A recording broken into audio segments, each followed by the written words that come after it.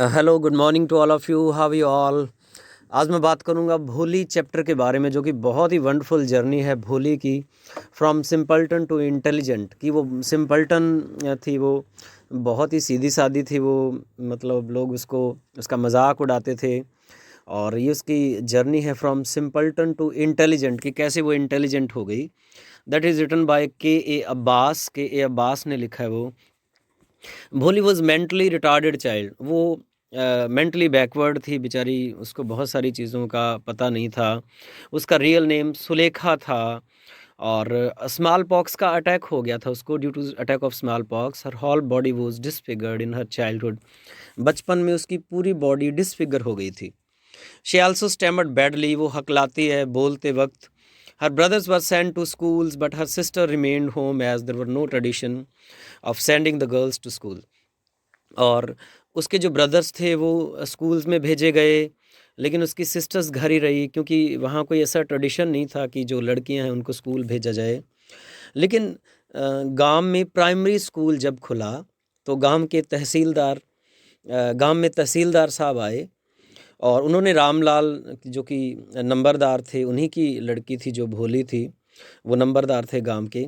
तो उनको कहा कि देखो, आप नंबरदार हैं गांव के, तो आप भोली को स्कूल भेजो। सो तहसीलदार साहब requested Ramlal, the father of Bholi, to send his daughter to the school, as there was a little chance of Bholi getting married, and due to this unusual reason Bholi was sent to school। जैसे कि उसकी शादी होने के भी कम chance थे, तो ये वो अनयूजुअल रीज़न था, असाधारण रीज़न था, जिसके कारण उसको स्कूल भेजा गया। ना कि इसके लिए कि भोली को कोई एजुकेशन मिलेगी।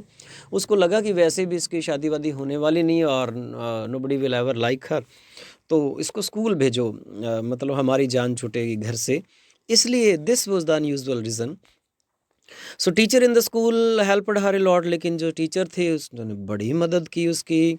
She became so educated and confident that she denied marrying greedy and mean Bishambar of her father's age. और वो बहुत एजुकेटेड और कॉन्फिडेंट हो गई। और जब उसकी फिर शादी की बात आई बिशंबर से, Bishambar already middle aged grocer हैं, 50 ईयर्स के करीब उसके फादर की एज के हैं। वो ऑलरेडी भी शादीशुदा हैं, तो उससे उसकी शादी हो रही है। हालांकि उसके पेरेंट्स के कहने पे भोली ने उसको स्वीकार भी कर लिया, लेकिन वो ग्रीडी था, बहुत लालची था, वो मीन था, वो घटिया था। Because at the time of marriage उसने क्या किया, 5,000 रुपये मांग लिए उसके फादर से कि फिर शादी होएगी। 5,000 रामलाल ने दे भी दिए जैसे तैसे करके, लेकिन बाद में भोली को लगा कि ये इस बंदे से तो बिल्कुल भी शादी नहीं करनी है। देन फिर क्या किया उसने, डिनाई कर दिया बिल्कुल। और जब सब लोगों ने कहा कि ये क्या हो रहा है, तो उन्होंने कहा कि देखो, मैं मैं इस मीन और ग्रीडी पर्सन से तो बिल्कुल शादी नहीं कर सकती।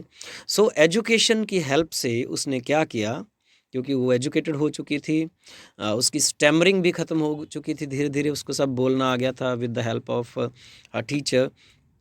तो फिर उसने सोचा कि मैं गांव के स्कूल में ही बच्चों को पढ़ाऊंगी और अपने पेरेंट्स की ओल्ड एज में मैं सेवा करूंगी, सर्व करूंगी मैं उनको।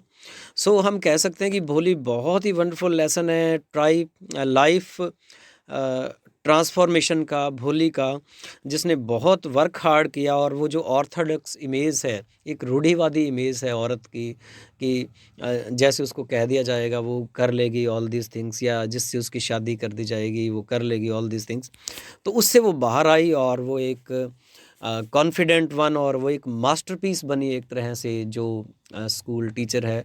और स्कूल टीचर ये खड़ी सारा ड्रामा भी देख रही थी उसकी शादी वाला, एंड शी वाज थिंकिंग कि उसने वास्तव में एक मास्टरपीस क्रिएट कर दिया है। सो ये बहुत ही मोटिवेशनल स्टोरीज़ है, बहुत ही मोटिवेशनल स्टोरी है, वंडरफुल स्टोरी है भोली की, कि कैसे वो सिंपल्टन से एक इंटेलिजेंट लड़की बन गई। इसका एक बड़ा क्वेश्चन मैंने आपके लिए डाल दिया है, to simply enjoy. God bless you all.